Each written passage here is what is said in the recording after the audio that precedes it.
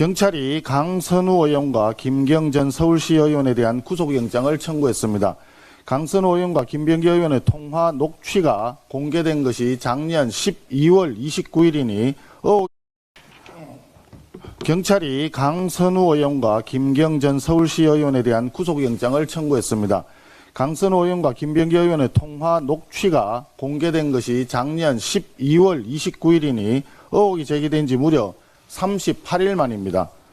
이렇게 한 달 넘게 질질 끌어서 낸 구속영장은 뇌물죄마저 빠진 부실영장입니다. 강선우와 김경 사이에 주고받은 1억 원 수수에만 영장을 집중시키고 김경의 당비 대납이나 불법 부당한 당원 모집 그리고 윗선의 묵인 등 더불어민주당 공천 과정 자체에 대한 문제는 영장에 일절 언급되지 않고 있습니다. 정당의 공천 업무는 자발적인 조직 내부 의사결정으로 뇌물죄의 구성 요건인 공무가 아닌 당무다라고 하면서 뇌물죄를 뺀 사유도 납득하기 어렵습니다. 경찰의 이 같은 논리는 이미 공천 헌금 수수를 뇌물죄로 판단한 판례가 있음에도 불구하고 사실상 공천 헌금은 뇌물이 아니다라고 하는 허위 주장을 하고 있는 것입니다. 이런 부실영장을 낸 이유가 혹시 강선우 의원 체포동의안 부결을 유도하기 위한 것 아닌가 하는 의구심이 있습니다. 결국 더불어민주당 공천 뇌물 카르텔이라고 하는 거대한 진상을 강선우, 김경의 개인 비리로 축소하는 경찰의 꼬리 자르기식 부실 수사가 아닌가 하는 의구심인 것입니다. 그렇기 때문에 더불어민주당 공천 뇌물 사건은 더 이상 경찰 수사에 맡기면 안 됩니다. 반드시 공천 뇌물 특검이 필요한 이유입니다. 22대 국회 들어서 네 번째 체포 동의안 표결이 곧 이루어질 전망입니다.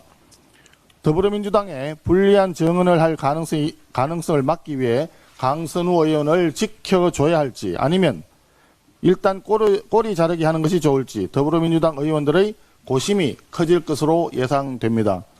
여당 의원들에게 구합니다. 정정당당하게 정치하십시오. 반듯한 정치하십시오.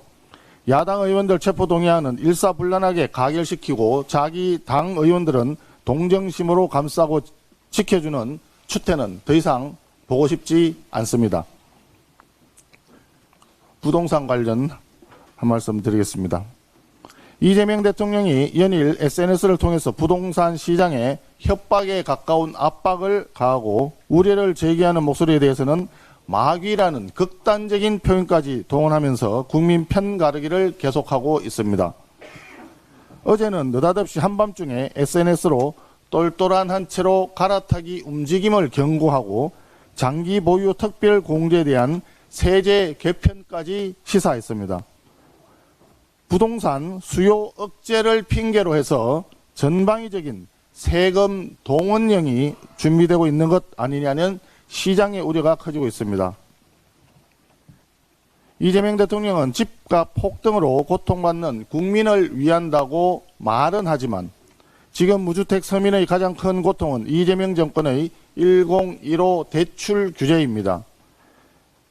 대출을 옥죄면서 거래 자체가 얼어붙었고 그 불안과 부담이 고스란히 무주택 실수요자에게 전가되고 있는 것입니다.